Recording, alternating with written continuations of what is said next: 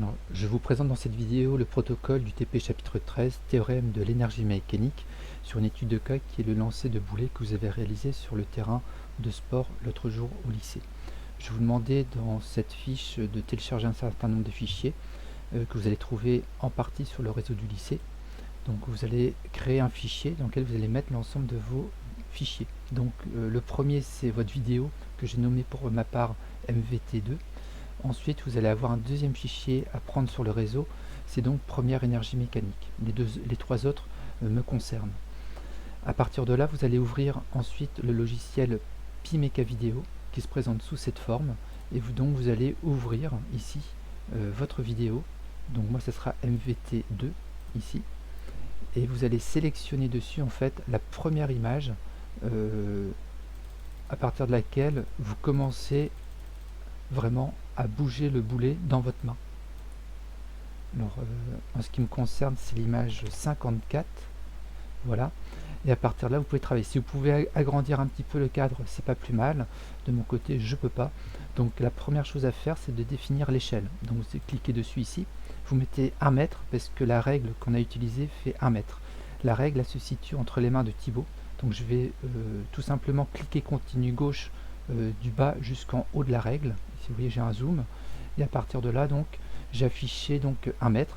Et il doit m'afficher ici dans le cadre des pixels, 53 pixels pour 1 mètre. Et à partir de là, donc, vous pouvez aussi définir l'origine du repère. De mon côté, je vais le mettre ici, donc je vais changer d'origine. Voilà. Et donc, je viens cliquer un endroit assez bas de la vidéo pour être sûr d'avoir que des valeurs positives. Je vais me mettre à peu près à la verticale du premier point ici. Voilà. Comme ça, j'aurai que des valeurs positives. Et à partir de là, je peux commencer à faire mon pointage en appuyant sur démarrer. Donc, vous cliquez sur le boulet. À partir du moment où vous avez cliqué, normalement, il doit faire défiler les différentes images jusqu'au bout. Donc, j'essaye de faire l'ensemble des points.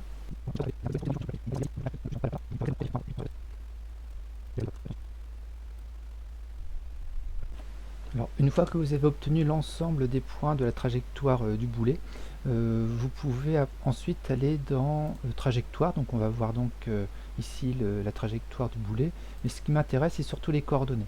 Donc ce qu'il faut faire à partir de là, vous vérifiez que vous avez bien X et Y en mètres ici, et à ce moment là, vous pouvez faire copier les mesures dans le presse-papier, comme ça, et ensuite vous allez dans le tableur Excel uniquement, pas OpenOffice Calc, hein, juste Excel, et vous faites coller, donc CTRL V ici. Vous récupérez l'ensemble de vos données que vous allez enregistrer dans le dossier où vous avez placé votre vidéo et puis votre fichier Python. Voilà, donc je vais mettre boulet 1 ici, comme ça. Et vérifiez également que vous êtes bien au format CSV séparateur point virgule ici. C'est très important, sinon le fichier Python ne pourra pas lire votre dossier. Faites enregistrer. Et vous allez obtenir un fichier ici boulet CSV au même endroit que le fichier Python que vous avez enregistré tout à l'heure dans votre dossier. Donc une fois que vous avez réalisé cette première opération, vous pouvez ensuite ouvrir le fichier Python ici à l'aide de l'émulateur Piso, et donc il va apparaître ici. Donc énergie mécanique, vous vérifiez que le cadre ici est actif, sinon vous l'activez, hein, il y aura un petit onglet, vous cliquez dessus pour rafraîchir. Donc j'ai marqué en bleu le travail à faire, a priori, ici à chaque fois par un travail numéro 1, 2, 3, 4, et on va regarder ensemble. Donc la première chose à faire, c'est d'écrire le nom du fichier CSV entre les guillemets qui apparaissent ici. Donc vous devez rentrer votre nom. Donc pour moi ça va être boulet 1 par exemple, donc je vais faire un copier ici, et je viens coller ici directement. Voilà. Ensuite, vous pouvez vérifier qu'il n'y a pas de message d'erreur au niveau de ces lignes de programmation. Donc j'ai lancé le programme par ici run file as script, et je me rends compte que j'ai un message d'erreur qu'à la ligne 60. Donc ici, a priori, il a réussi à bien comprendre ce que je lui ai écrit.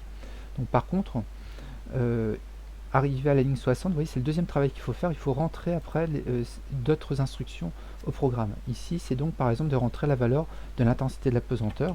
Donc vous essayez, vous voyez qu'est-ce que ça peut donner. Le boulet fait 5 kg. Donc je vais mettre 5 kg ici. Pour le travail numéro 3, en s'inspirant des écritures des lignes numéro 70 et 71, écrire la formule des énergies. Alors vous voyez ici, on fait une boucle de programmation avec l'indice i qui va tourner de 1 à n-1, donc c'est le nombre de mesures n. Et donc je vous ai déjà rentré la formule de la vitesse horizontale et ensuite de la vitesse verticale, parce qu'il y a donc deux composantes au vecteur vitesse. Je vous demande dans un premier temps de compléter la ligne énergie potentielle, donc vous rentrez la masse, donc petit m, que vous avez défini juste au-dessus, fois petit g, et ensuite vous venez sélectionner en fait donc l'altitude, et l'altitude se nomme en fait y. Donc si vous faites attention, y s'écrit avec décroché par la suite, donc je vais marquer ça ici, vous voyez, donc on prend y l'altitude à l'indice i, donc on met des crochets autour de la lettre i. Pour l'énergie cinétique, je vais faire la même chose, je vais faire 1 demi, donc 0,5 fois la masse, fois la vitesse au carré, et la vitesse au carré, c'est ni plus ni moins, si vous voulez, la vitesse Vx au carré, donc je multiplie par elle-même, auquel je vais additionner la vitesse Vy au carré également. C'est un petit peu le théorème de Pythagore, je vous expliquerai ça en détail au tableau. Voilà, donc là j'ai la vitesse au carré, et normalement je dois voir apparaître mes différentes grandeurs.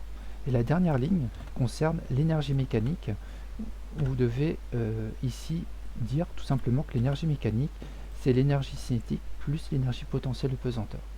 Donc normalement, si vous réactivez le programme, vous ne devez plus avoir de message d'erreur à ce niveau-là. Ou alors, c'est que j'ai fait une petite erreur quelque part. Vous voyez ici par exemple, j'ai oublié de mettre une parenthèse ici en fin de calcul.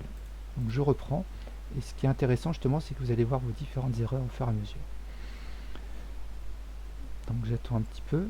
Voilà, donc il me donne un ensemble de données, et a priori, j'ai l'impression qu'il a réussi à faire mes calculs, et donc il m'a affiché l'énergie potentielle de pesanteur ici directement. Donc c'est déjà une première approche. Mais c'est pas terminé. Vous avez encore un petit travail à faire concernant donc ici un travail numéro 4 et qui va concerner justement la présentation des énergies cinétiques et potentielles de pesanteur sur le graphe. Donc ici PLT plot me permet d'afficher, vous voyez, l'énergie potentielle de pesanteur. Et bien je vais essayer de faire pareil pour l'énergie cinétique. Donc je recopie cette ligne, je vais mettre ici EC au lieu de EP, je vais changer la couleur, au lieu de mettre du bleu je vais mettre du cyan par exemple, et je vais l'appeler donc énergie cinétique. Et pour l'énergie potentielle, pour l'énergie mécanique, je vais faire pareil, je vais l'appeler donc EM ici, je rappelle les notations précédentes, je vais l'afficher en bleu, en jaune, allez, Y, yellow, et je vais mettre ici énergie donc mécanique.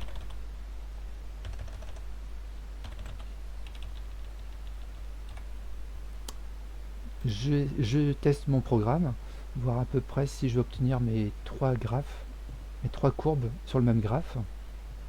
Donc il me raffiche toutes les valeurs, parce que j'avais demandé toutes les valeurs possibles. Et voilà, donc j'obtiens par exemple ce genre de courbe.